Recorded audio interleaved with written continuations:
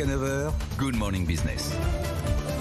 Il est 7h44, le PLF au Conseil des ministres et le rapporteur général du budget à Good Morning Business. Bonjour Jean-René Cazeneuve. Bonjour. Alors, est-ce que ce budget 2023 est sincère? Normalement, en finances publiques, c'est la règle de base. Est-ce qu'il est sincère? Vous tablez sur 1% de croissance pour obtenir 5% de déficit. Est-ce que c'est pas un peu optimiste? Bien sûr qu'il est sincère. En tous les cas, c'est notre objectif.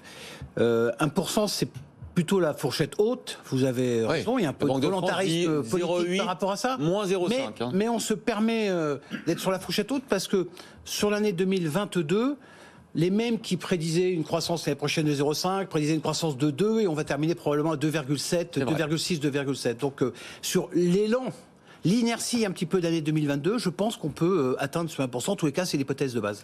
Alors sincère, mais on l'a appelé à BFM Business le budget bouclier. Bouclier sur l'énergie, bouclier sur le pouvoir d'achat, parce qu'il essaye de protéger les Français.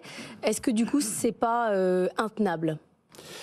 Écoutez, l'équation est difficile parce qu'on est dans un contexte géopolitique très incertain et je vois très bien ceux qui vont nous accuser dès ce matin de ne pas avoir fait les bonnes prévisions, de l'avoir sous-estimé, d'avoir surestimé. Donc il faut être très modeste, je crois, et être capable de réagir parce que la crise va continuer à évoluer. Bien malin qui peut nous dire aujourd'hui quel sera le cours du baril l'année prochaine, quand va se terminer la guerre en Ukraine. Donc oui, il y a des incertitudes qui sont très fortes, mais avec ces données-là, eh ben, on essaie d'être le plus sincère possible. Il faut protéger les Français, peut-être pour répondre à votre question, il faut continuer à protéger les Français. C'est probablement ce que nous avons fait de mieux encore cette année. Et l'inflation est 3 points ou 3,1 points en dessous de ce qu'elle aurait été. Donc c'est bon pour le pouvoir d'achat. Mais la question, c'est la fuite en avant. C'est que si les cours de l'énergie continuent, est-ce qu'on continue avec ces boucliers? Est-ce qu'on ne peut plus jamais s'arrêter? On est dépendant désormais à l'État qui paye les factures d'électricité et de gaz. Alors, deux choses, vous avez raison. Donc notre priorité, c'est pas de protéger nécessairement les Français, notre priorité, c'est de faire baisser le prix du gaz et le prix de l'électricité. Donc on a une conjoncture aujourd'hui, pas de chance avec ce qui se passe côté de nos centrales nucléaires, mais on essaye évidemment au niveau européen de découpler le prix du gaz et le prix de l'électricité, on essaie de plafonner le prix du gaz et ça devrait amener mécaniquement, maintenant que nos réserves pour l'hiver sont prêtes, ça devrait amener une baisse du pouvoir d'achat. Et nous avons un bouclier, certes, mais qui est quand même 15% plus élevé que cette année. Donc il y aura un effort aussi qui sera demandé aux Français. Alors il y a ceux qui vous accusent, et c'était ce matin sur ce plateau avec Nicolas Dos et Jean-Marc Daniel, aussi de ne pas respecter les traités européens. Non pas parce que vous faites des déficits, parce qu'il y a la situation conjoncturelle et les traités nous autorisent de dépenser plus pour soutenir la croissance, en tout cas pour accompagner le ralentissement économique, mais de ne pas respecter nos engagements en matière de déficit structurel. Vous ne le baissez que de moins 0,2, moins 0,3 en 2023, alors que les traités normalement nous oblige à le baisser de moins 0,5. Je crois que la France est très crédible et reste très crédible au niveau européen. Donc oui, c'est vrai que l'année prochaine, de ce point de vue-là, est une année qui reste compliquée parce qu'à la fois nous voulons continuer à protéger les Français, je pense que c'est ce que les Français nous demandent, à la fois nous voulons soutenir nos politiques, nos priorités.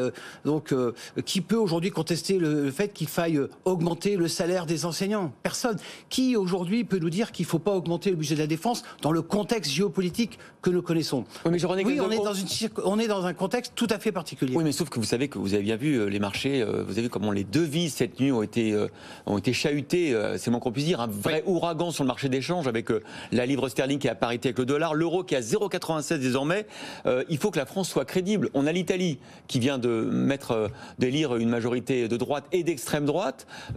Si la France n'est pas crédible, si on ne respecte pas les traités, est-ce qu'il n'y a pas un risque quand même sur l'euro? Alors, la France respecte les traités, la France s'engage, parce qu'on parle du PLF, pas du sur budget la partie 2023. structurelle, on n'est pas à moins 0,5 pour 2023. Peut-être pas assez vite, mais c'est pour ça qu'il faut accélérer la réforme. On peut en toucher 2 mots tout à l'heure, mais il faut, c'est la raison pour laquelle en même temps que le budget 2023, on donne aussi une trajectoire sur les 5 prochaines années pour atteindre 3% de déficit en 2027. Donc voilà, l'effort, l'engagement de la France vis-à-vis de ses partenaires européens, il est là. Vous parlez des efforts et des engagements et de la confiance. Il y a cette fameuse épine de la CVAE, promesse du gouvernement de la supprimer totalement. Elle va être supprimée en 2 ans.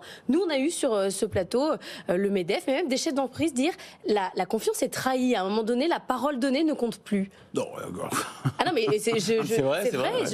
Ils sont libres de dire ce qu'ils veulent. Je vous le dis, c'est important quand même. Mais franchement, ils exagèrent. Quand je vois, la politique de l'offre. sous le premier mandat a permis de réindustrialiser la France, en tous les cas d'inverser les courbes, de créer un nombre d'emplois extrêmement important. On a significativement baissé les impôts des entreprises. Donc elles ne peuvent pas dire le contraire. Et on va continuer. On a dit qu'on le ferait sous le mandat. Certains ont compris qu'on le ferait tout de suite la première année. C'est pas tout à fait ce qui a été précisé. On le fait en 2 ans. C'est 4 milliards de baisse dès 2023 et 4 milliards de baisse supplémentaires en 2024. Il y a beaucoup de pays qui aimeraient avoir cette politique fiscale. Alors, est-ce que vous allez toucher au crédit impôt recherche? Parce qu'on a vu que Gabriel Attal, le ministre du Budget, que nous recevons sur ce plateau dans 2 jours, à 8h15, dit que peut-être qu'il y a effectivement parfois, ça fonctionne pas très bien, il y a peut-être des abus. Est-ce que vous allez toucher ce totem? Écoutez, c'est un sujet assez délicat. Parce que... je vous le confirme. Non, mais on regarde. Pour être très honnête, vous ne l'excluez pas. On regarde. On ne bougera pas en 2023. Pourquoi on ne bougera pas en 2023? Parce que sur les cycles de recherche, il faut du temps. On ne peut pas décider maintenant, on ne peut pas dire aux entreprises, alors qu'elles ont des problèmes de recherche qui s'étalent sur des années, etc. Donc, il nous faut du temps pour bouger. Mais c'est vrai que si on se projette, à terme, il n'est pas possible que la France... l'État français soutienne autre chose que des programmes de recherche en matière de transition énergétique. Ouais. C'est comme une priorité qui faudra recentrer sur cette transition. Il faut du temps pour le faire. Il faut aussi regarder, parce qu'il y a des secteurs pour qui c'est plus complexe de le faire. Qu'est-ce que ça veut dire dans le secteur pharmaceutique, par exemple, que de faire de la recherche sur la transition écologique? Donc c'est pas aussi simple que ça. Donc il faut pas être caricatural. Donc on ne touchera pas au crédit impôt recherche l'année prochaine. Ça, c'est important, mais il faut votre qu'on se donne un cap. Conditionné. À des projets on ne bougera précis. pas l'année prochaine. Il faut qu'on se donne un cap pour le verdissement du crédit impôt recherche. Tout à l'heure, vous nous avez dit qu'il faut accélérer les réformes. Oui. J'imagine que vous pensiez à la réforme des retraites. C'est ça qui va sauver globalement les engagements français, la part des déficits et de la dette. C'est d'accélérer la réforme des retraites sous forme d'amendement au PLFSS? Quand vous regardez les contraintes de notre pays, on a un niveau de prélèvement obligatoire qui est pratiquement record. On est le numéro 2 en Europe. On ne peut pas augmenter les prélèvements obligatoires. On a un niveau de dette, d'endettement qui est aussi extrêmement important. Est-ce qu'il est responsable vis-à-vis des générations futures que de continuer à augmenter la dette? Non, il faut rapidement réduire ce déficit.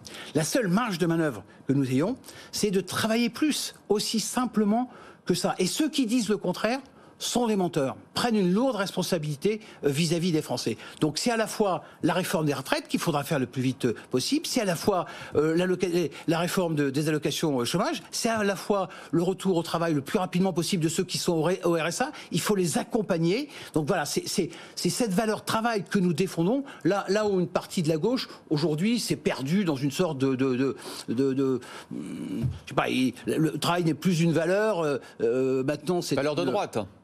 C'est devenu une valeur de droite. Rousseau. C'est l'apologie de la paresse. Un certain nombre de partis de gauche aujourd'hui. Vous savez qu'il y a 2 camps. Il faut choisir le vôtre dans la majorité sur la réforme des retraites. Prendre son temps, comme le dit François Bayrou, ou aller vite, comme le dit Édouard Philippe, et faire un amendement au PLFSS. Que dites-vous? Il faut le faire le plus vite possible.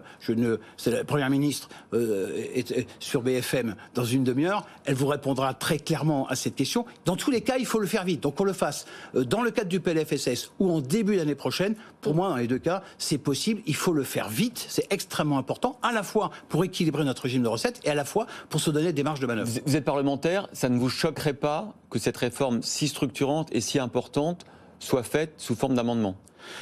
Oui, mais vous voyez, quand on dit un amendement, d'abord c'est dans le PLFSS, c'est sa place. Parler des retraites, les LR mettent des amendements sur l'âge de la retraite depuis très longtemps. Bon, un amendement, c'est pas simplement une ligne. Vous voyez, ça peut être il peut y avoir beaucoup d'amendements, il peut y avoir beaucoup de mesures, il peut y avoir les mesures aussi d'augmentation de la retraite minimale. Donc, un amendement, c'est pas comme ça quelque chose qui est une pierre qui est lancée. Donc, ça ne me choquerait pas. Pourquoi? Parce que le débat, il a lieu depuis des années et des années et des années. Il y a eu 2 ans de débat entre 2018 et 2020 sur les retraites. Je ne dis pas que tout a été dit. Donc évidemment, il faut une concertation. Évidemment, il faut continuer cette concertation. Mais en même temps, il ne faut pas, sous prétexte que c'est une mesure difficile, la retarder. Alors, on a compris. Concertation rapide. On a compris, ça sera très rapide et ça ne vous choquerait pas. Et en plus, la Première ministre, effectivement, nous le dira peut-être dans une demi-heure. Donc tout ça me semble aller dans le même sens. Merci d'avoir été aussi clair, Jean-René Cazeneuve, rapporteur général du budget à l'Assemblée nationale.